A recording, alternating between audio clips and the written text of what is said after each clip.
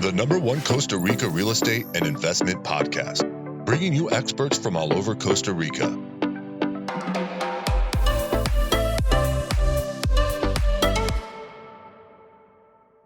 Good afternoon, guys, and welcome to episode 157 of Costa Rica Real Estate and Investments. It's a bit of a rainy afternoon here in Costa Rica, which is good because we need some rain here. So I think, not too sure whether it's El Nino or La Nina this year. I think it's La Nina, but anyway, I think we got 2 years worth of rain last year. So we'll take a little bit of a drier season this year. But as many as you know, we still get sufficient rain here in Costa Rica to keep the waterfalls flowing and the country green and beautiful.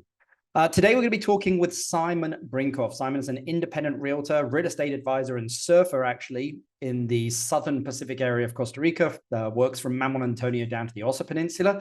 So we're going to be talking to Simon about kind of what's going on in the industry, where he sees opportunity, and his advice that he would give to anyone looking to buy real estate in Costa Rica. Remember, guys, if anyone wants to reach out to us, they can do info@investingcostarica.com. That's info@investingcostarica.com. We've spoken to quite a few of you. It's great when you guys actually reach out. We've been able to give you some advice. We're actually working with some of you investing here in Costa Rica, just making sure you make the right decisions here. As I've said before, we are not realtors, more investment advisors, financial planners when it comes to buying real estate, investing, commercial, hotels, vacation rentals. We have access to quite a bit of data. So remember, you can contact us, info@investingcostarica.com. But let's get straight into the podcast with Simon. Good afternoon, Simon. How are you doing? Hi, Richard. Good. How are you? Very, very good. Thanks very much for joining us from the, I suppose the Uvita area is the Central Pacific? Yes, Southern Pacific, yeah. Okay, Southern Pacific. I'm always like, does it stop at Manuel Antonio and become the Southern, or? Pretty much, Dominical, yeah. Okay. Dominical forward is south. Cool. Yeah. Well, there you go. I learned something new today. So in the Southern Pacific. But, well, the question I always like to ask to begin with, Simon, is, some world economies are somewhat stalled. There's a lot of uncertainty. What have you seen being happening here in Costa Rica, but especially as it pertains to the volume of inquiries you're seeing on your end? Yeah, this year it's slowed down a little bit. Last year the market was booming. It's higher than ever.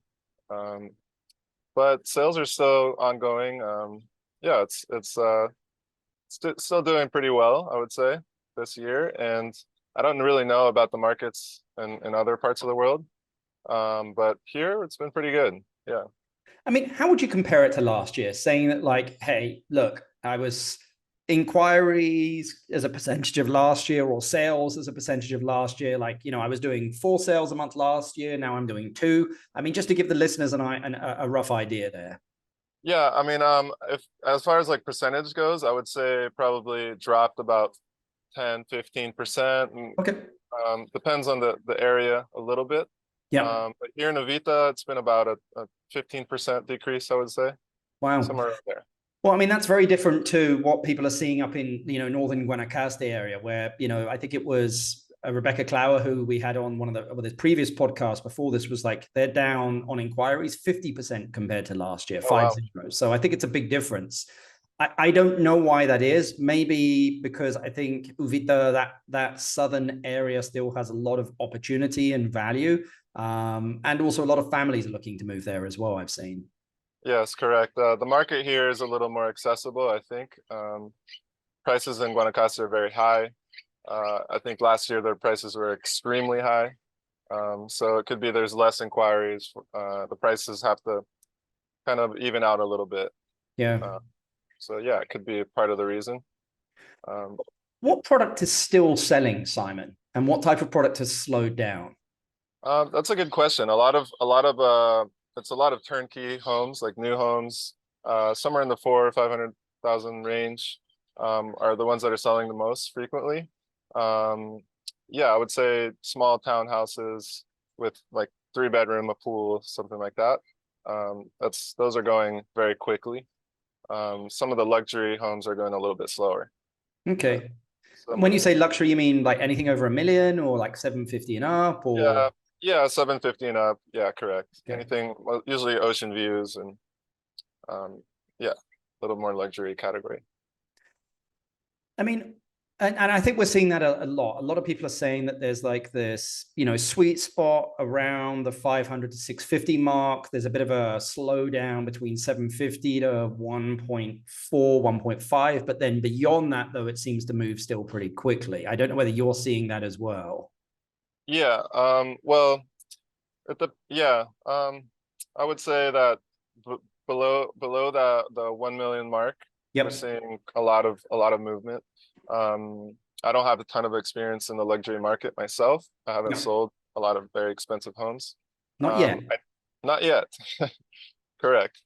But yeah, I would say that the higher the price of the home, the harder to sell, generally speaking. Yeah. From my experience here in this area, it's usually the $400,000 or $500,000 range that are going very quickly. And then the closer you get to $1 million, the more it slows down a little bit. But yeah. And that $400,000-$500,000 range, I mean, are we talking that's in Uvita downtown? Does it have an ocean view? Is it in Ohachau? Is it further up in Playa Hermosa, Dominical? I mean, what typically does that look like? A lot of these homes are closer to the beach here in Evita. Yep. They're close to the restaurants, stores, everything. So very easy access to all the amenities. And they're usually not ocean views. They're, a quiet little neighborhood where it's a safe part of town, close to everything. And a lot of those homes have swimming pools. It's very hot here, so it's a huge plus. And I would say they're more like the affordable townhouses, not necessarily luxury, but they are quite nice. They're modern homes, kind of designed for that type of client that's looking for something in that price range. A lot of people here in this area are building just as an investment to cater to that market that's kind of booming here in the southern zone. Yeah, I mean, it's just for a lot of people that are looking to invest or to live, I mean, it's a good price for a home. I mean, it's, years back, that would be expensive. Now, with the price of construction and the price of land, it's kind of pretty typical for like a 3-bedroom, townhome with no view. But, I mean, probably an eighth of an acre or something like that, maybe even a little bit smaller. But yeah, exactly. Mm-hmm. When should someone buy land without a legal water source, Simon? Because that's always the thing in Costa Rica, and especially in that area, that there are some bits of land that don't have legal water sources. That's a great question. I would say the only time I would buy a farm without legal water is if you know that you can have a well, put a well on it, or if it has spring that you could potentially get a concession on. Other than that, I would say never. We don't recommend it. Most of the properties that we sell, are always with legal water. It's like one of our prerequisites for, especially for exclusives. Yeah. So yeah, it's not the most recommended thing. It just depends on the type of property. Usually, from my experience, if there's many springs on the property, it's a large parcel, then legal water is not such a big issue because you can work around it. But yeah, I don't know if that answers the question, but no, definitely. I just always like to ask that question, just because I've known people that have bought land with no legal water source before and really don't have a solution for it, which is crazy because you've just basically bought cattle land. So yeah, I would not recommend buying cattle land that does not have legal water. It could be a big problem, especially when you're trying to build. Yeah. I mean, you can get electricity. That's easy. You can do solar, but that being said, I think we had someone on the podcast a while back that was like, they were taking water out of the air, by solar panels. Or you can catch rainwater. There's some little loopholes. Yeah. Not really recommendable, I would say. No, I mean, I tried a while back to kind of go down the rabbit hole on catching water, and the municipal engineer was like, "No, I don't allow that, dude." So, okay, because it's pretty incredible how every municipality is a little bit different. Meaning that, like in Osa, if you have a concession on water in process, they'll give you a building permit, but in Quepos they won't. Like those kind of things. In an artisanal well, in Dota is different than an artisanal well in Santa Teresa, like of what they require for it. So, I mean, I think that that's the thing that drives people crazy sometimes. Of the rules in different counties of Costa Rica is just different. Yep.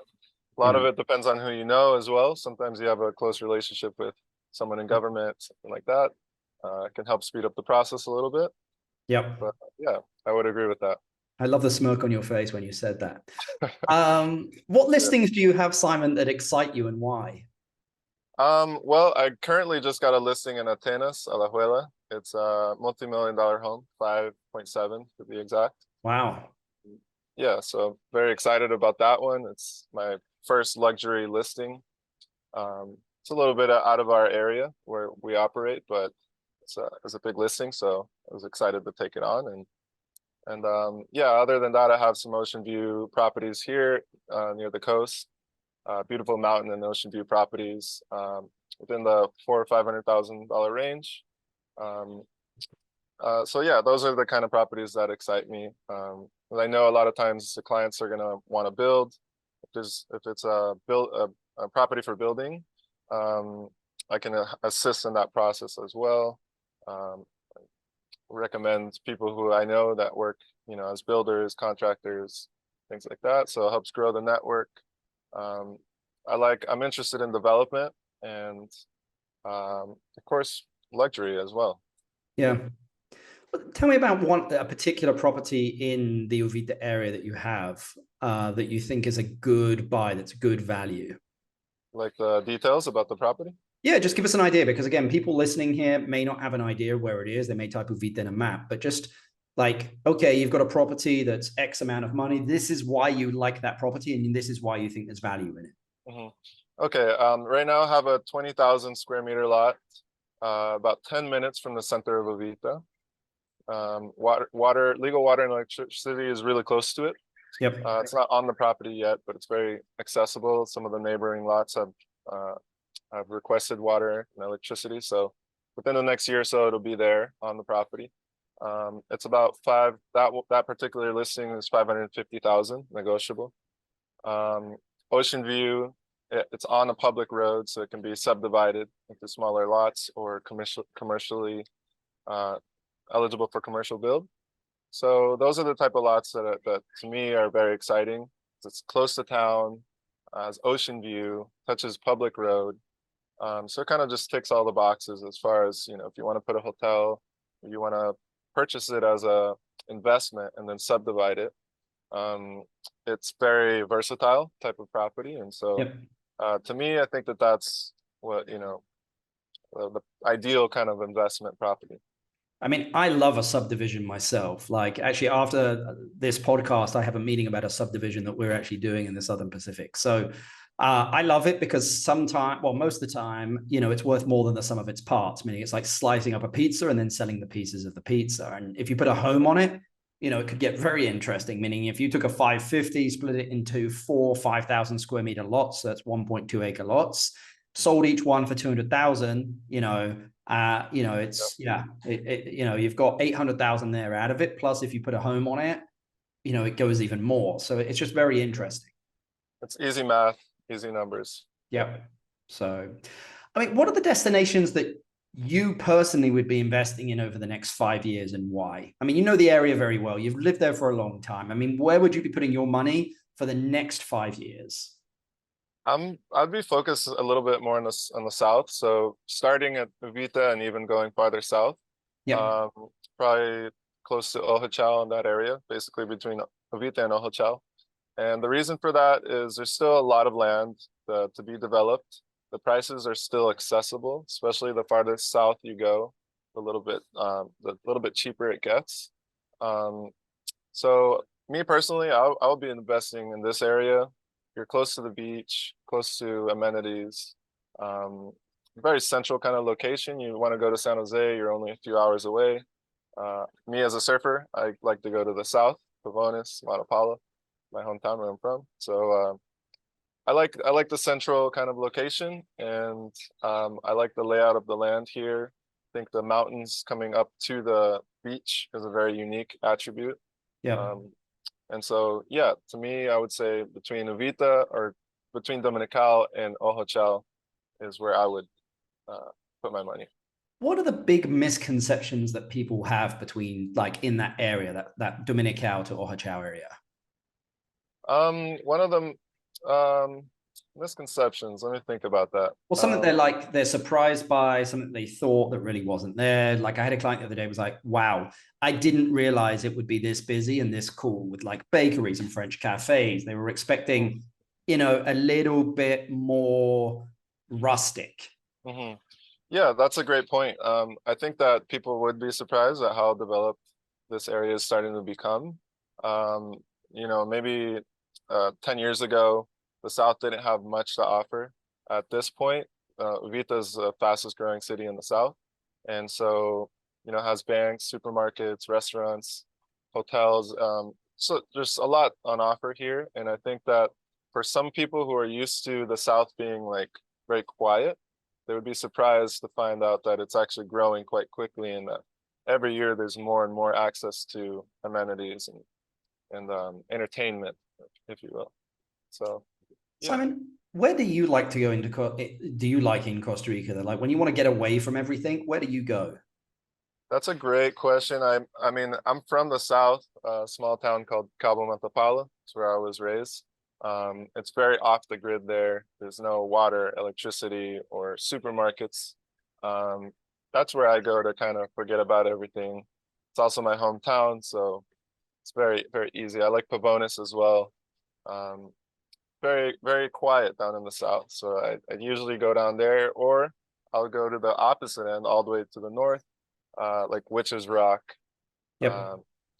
A very famous destination, but very isolated out there. And so, yeah, I usually tend to go to either the north or the south. And I also like the area of Chiripo. Yep.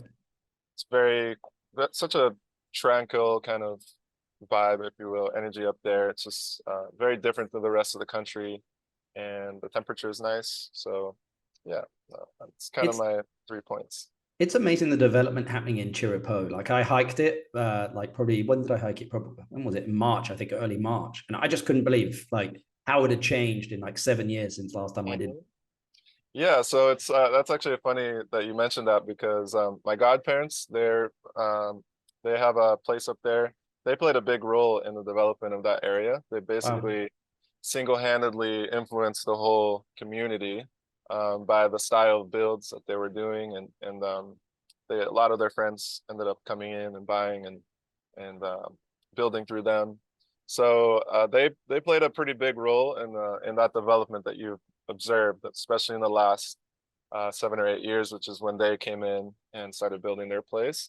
It basically had a huge effect on the development of that area. I would say in a positive way.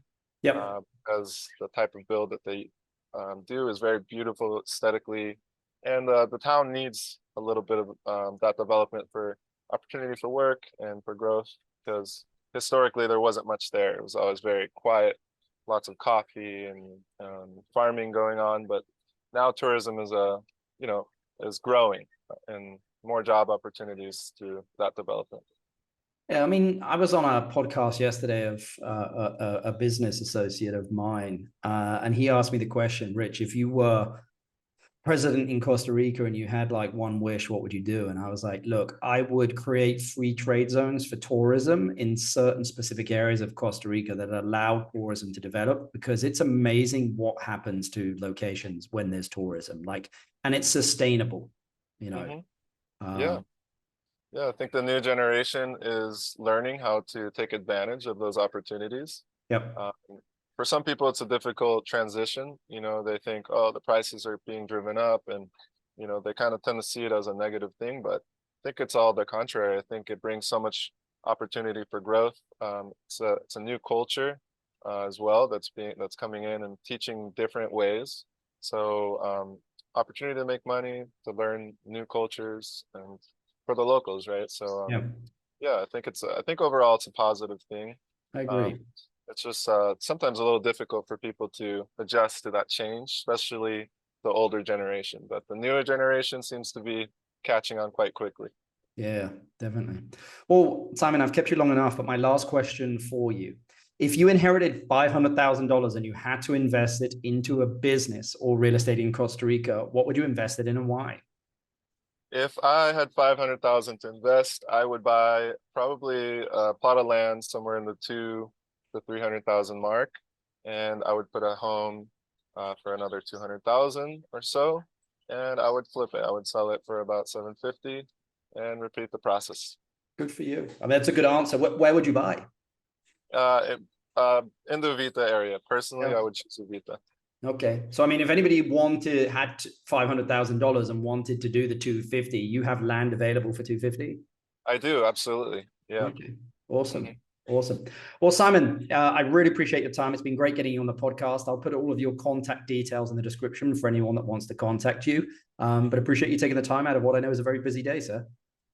Thank you so much, Richard. It's been a pleasure. Awesome. Have a good one. Take care. Ciao.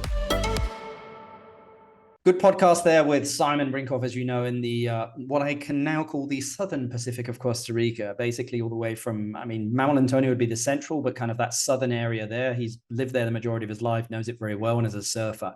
Sometimes actually the surfers know the best locations because they spend a lot of the time staring at the land from the ocean. But some good input there, some great ideas, especially on his answer to the $500,000, which I found very interesting. I've actually done a couple of them. So I've actually done a couple of them with clients as well. So remember, guys, if you want to reach out to us, you can do info@investing Costa Rica. That's info@investing Costa Rica. We are kind of your, I would say, guides and advisors when it comes to buying in Costa Rica and investing. A lot of people have us hold their hand through the whole process and help them just to make sure they're making the right decisions. So you can contact us, info@investingcostarica.com. Well, until the next podcast, guys, if you've enjoyed it, please give us 5 stars. I heard somebody wrote a review the other day. I love reading those reviews. And if you can think of any topics that you'd like us to discuss, or any areas of Costa Rica you'd like us to get someone on, just email us. Again, info@investingcostarica.com. I'll do my best to get someone on. Thanks very much.